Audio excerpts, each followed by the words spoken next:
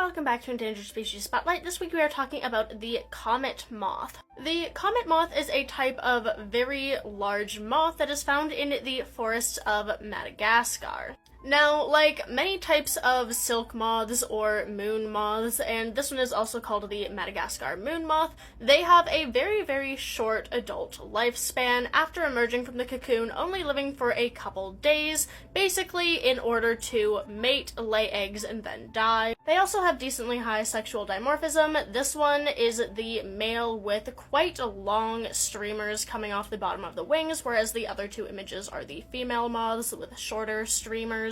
Now, these guys are considered to be endangered due to habitat loss. The clearing of native natural plants in Madagascar to make way for agriculture in cities and roads and such is happening at a very high rate, and the clearing of the native plants and shrubs and other things includes the majority of the food sources that the comet moths feed off of. A lot of it is cleared via slash and burn to very quickly clear large areas, and that makes it so even if these moths aren't directly harmed by the slash and burn themselves, they cannot find any food, or at least the caterpillars can't.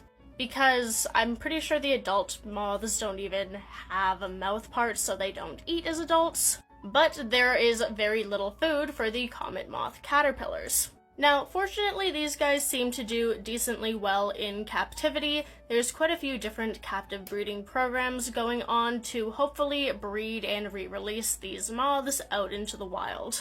As far as I'm aware, there's no real conservation specifically about protecting the area. However, there are quite a few areas on Madagascar that themselves are protected, so hopefully those areas include multiple places where these guys are just naturally found.